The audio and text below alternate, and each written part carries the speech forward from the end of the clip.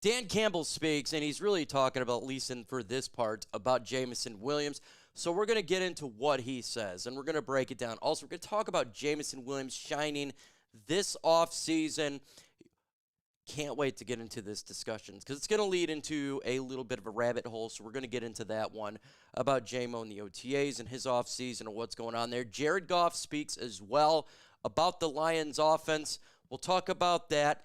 Za'Darius Smith leverage, a move was made in the NFL, and the media thinks that there could be leverage there. And Frank Ragnow, I'm pretty sure you've heard about this, upset about a contract, him and Alex Anzalone. We're going to break that down all for you in this video. Let's get it started right now.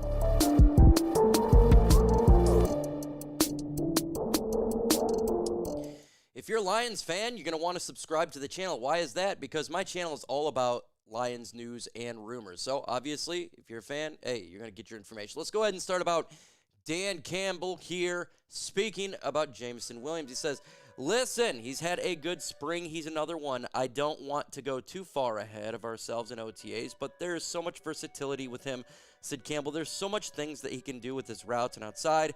We can do things inside, but just with his speed, and he's gotten so much stronger, his ability to stop, putting the foot on the ground, and when you can run like that and run, you're beginning to do where you stop on the dime.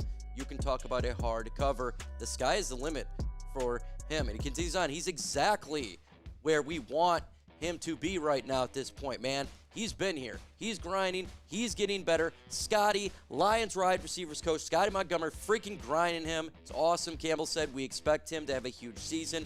He's one of those guys that's going to have to lean on this year and really going to be a big for us. And all he do kind of working like he's working, we will be good, folks. We're going to get into it. But before we do, question for you. How many yards is Jameson Williams going to have this year? Take a guess in the comments. We'll revisit this bad boy after the season, see who got it right. For me, I'm going to go with 1,300 yards receiving. Okay, so let's go ahead and get into this right now about the Jameson Williams thing. First off, he's had an exceptional offseason. He has gained 5 pounds of muscle. Okay, 5 pounds in muscle from the end of the season until OTAs. That is exceptionally great. And the muscle, predominantly, they said, is in the glutes and his legs. Fantastic for his route running, his speed, and obviously durability. You want someone who is that, he is a skinny guy to gain that type of muscle. I don't know if you have ever lifted weights or anybody out there, but to gain 5 pounds of muscle in this period of time is extremely difficult. I understand, I'm sure he's got a fantastic, training regimen with great trainers and amazing food, but you have to grind to do that. You have to put in the work. He has obviously put in a lot of work this offseason to do that. Amazing job for Jameson Williams. Absolutely amazing job. And this brings me to the next point here. It talks about Detroit Lions head coach Campbell put trade speculation to bed about Jameson Williams' latest comments. Dan Campbell and Jameson Williams, we expect him to have a huge season. We really do. This was the speculation all offseason, is Jameson Williams. And so far, we wanted him to maybe, I would say to get a little bit mature, right? I would have been saying he's a childish, right? Like, kind of childish, not doing stupid stuff. He has done that. But there was speculation this offseason, he's going to be traded, this craziness. And I have been saying on this channel it makes no sense. I don't know where the rumor started from. I've been saying it for a long time.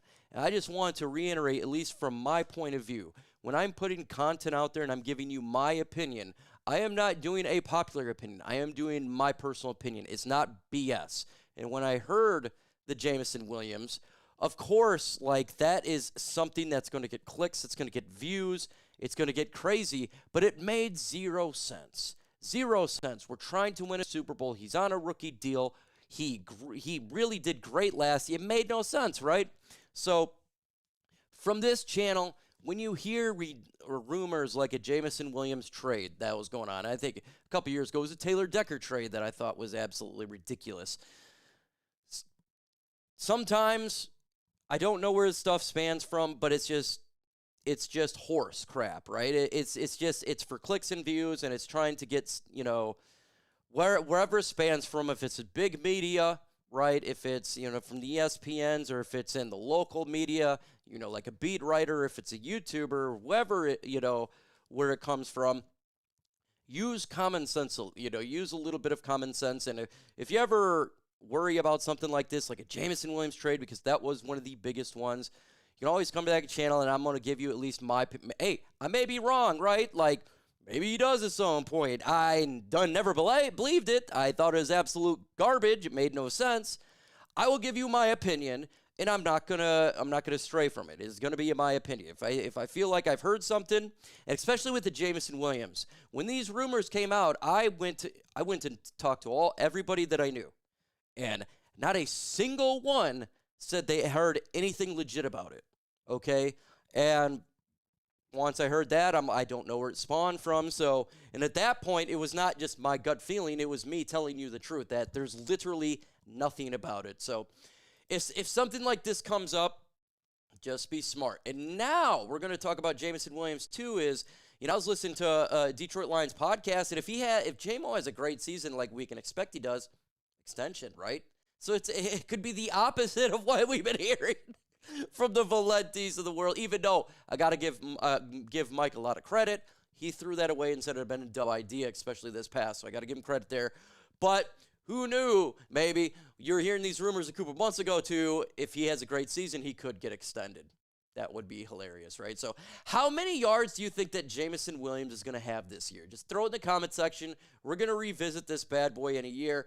Hey, we'll see who got it right. I'm going to go with 1,300. Now, the next subject for today's video is talking about Jared Goff, and he's talking about the offense and how it could potentially change. There's concerns, right? There's concerns for fans, including myself, right? That you're going from a historically great offense to there could be a little bit of letdown. Doesn't mean it's bad, but I mean, it could be. But Jared Goff, he's not too worried about it. He says, I'm sure the casual fan will notice some of the changes, Goff said on Friday in the team's official website. Some of it is different. Some of it's the same. Morton got long background of this stuff, and he's like what he's doing, and he was here for a year, through it all in the success. And there will be a lot of that carryover and some new. And to be honest, I don't think that would have been any different in returning with the same offense. You always kind of have some sort of wrinkles, but certainly he had his flavor on offense, and he has been doing his job. And Goff continues, said, some of it's changing, some of it's remaining the same, Goff said. The offense, the biggest challenges is just getting on the same page, exactly with what we like, and we're consistently working through that. No, of course not. We'll take a step forward or anything like that. We're just trying to get better and learn from the mistakes last year and find ways to be better off than them. Jared Goff, yeah, I agree with that too. I think that exactly what he says is pretty much it. There's gonna be some changes. Obviously, Morton is a different human being than Ben Johnson. He's gonna coach differently. I think he's a little bit more patient. Ben Johnson's a little more strict. You look at the Lions coaches. I think he fits more with kind of what they got going on. But Ben Johnson was a mastermind, right? And that's John Morton he's going to use some of the playbook, some of the things, but he's a different person. As a matter of fact, like you said, he was here in 22 helping this offense out. A lot of people forget about that. Now, I am a little bit worried that there could be some rust because the offense was historic last year. Again, though, in the first 4 weeks of the season, Lions offense is a little bit rusty, so we'll see. We'll start a little bit rusty just, as it progresses, as it goes along, just like most offenses. That's what I expect. That's what I expected for sure, and it's going to be a good thing because if we do start just a tad bit slow like we did last year in offense, our defense should absolutely be much better this year than it was, especially in the end of the season with all the injuries. But with Jared Goff, I think we're all, we have a little bit of concern because that is a big question mark. We don't know, and I don't think we're going to really know until training camp. We're going to be able to see all the guys in the field, and I still think this Lions offense is going to explode. I think it's going to be a nasty offense. I think it's going to be really good, so I'm not too worried. But, rust is a normal thing, and now that you got a different person in charge, there could be a little bit of rust in the beginning of the year, but I think that this offense should be fine. I'm not holding Morton from the 2017 New York Jets, that scrub team there. I'm just not going to hold him to that and justify the think, well, they're going to suck simply because of that. Now, I'm going to ask you a question. What rank do you think the Lions offense will be this year? Could be, you still think it's the number one offense, but one, Maybe you're a Bears fan, you'll put 32. Let me know your thoughts in the comments. Next here, we're going to talk about Frank Ragnow. This is probably why you are on this channel. Now, reports came out after Dave Birkett put out that he's unhappy about his contract. And then a wave of articles, a wave of videos pod about Frank Ragnow. Could this be an issue? He was not here in the OTAs. He wants a new contract. Is this good or bad? This is not good for the Lions, right? He wants a new him and Alex Anzalone's not here, right? Am I concerned? Should you be concerned? Is this going to be a situation that's going to haunt us this year? Just like I told you before about the Jameson Williams thing, I'm not concerned at all. I'm going to keep you a buck. I have zero concerns. Why is that? Why am I not concerned about this? It'll get taken care of. Last year, Penei Sewell, Jared Goff, St. Brown, Taylor Decker, they pay their guys. Okay. Unless it's an outside guy. Frank Ragnow is loved here. Now, he may want just a bonus. He may want guaranteed. He's not no guaranteed right now. That's pretty easy to do, right? Do some guaranteed money. Could he be thinking about the future of his career at the end of it? Could the Lions be moving on after this season? Potentially. We don't really know, right? We don't know. Frank Ragnow's been dealing with that toe injury for so long. And so, you got Ratledge out there practicing at center and stuff like that. But Frank Ragnow is going to be here this year, folks. Not concerned. I'm not concerned at all. I'm not going to sit here and say, oh, no, we should worry. I'm not. And to be honest with you, I don't even care that he's not at OTAs. Frank Ragnow, Alex Anzalone, you can insert these guys in the day before we go to week 1, and they'll be fine. Okay, so I'm not concerned. They'll be here. The Rags will be here for training camp, okay, guys? Does anyone honestly, truly believe in your heart of hearts that Frank Ragnow is going to demand to be traded or not show up and show that he is some selfish guy? Do you think that he's going to be Trey Hendrickson going out there? Absolutely not. That's not going to happen. The Lions will take care of him. Now, like I said, I don't know the future of Frank Ragnow after this year, right? Maybe they could be thinking on. That's something. But this year, I'm not going to be worried about it. Don't worry about it. Same with Alex Anzalone, folks. And I'm going to keep saying this. I'm not worried. And when they do get a contract done, whatever they do, if they want to do a bonus or whatever, I'll make the video on it and I'll be like, see? But don't worry, folks. I'm not worried. Dan Campbell's not. All right, let's get this last article here. It talks about that Bryce Huff was traded to the San Francisco 49ers, giving the Lions a little bit of leverage with Za'Darius Smith, obviously another player.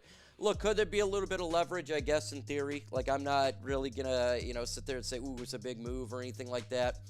I don't know if the Lions will bring back Za'Darius. I want it to. I've been saying this on my channel. This is what I want. This is what I want. Doesn't mean they're going to do it, but this is what I want. Anything that can help him be on this team would be a positive thing. I know they trust the guys that they have. They trust Marcus Davenport. I mean, I trust Marcus Davenport, but they trust him. We'll see if this helps with Za'Darius Smith. I don't know the situation going on. This could be a training camp thing, but look, if it does help out a little bit, great. That's cool. I know the 49ers got a little bit better there with that trade of Huff, but they have a lot of problems on that team right now. So with that said, folks, adios.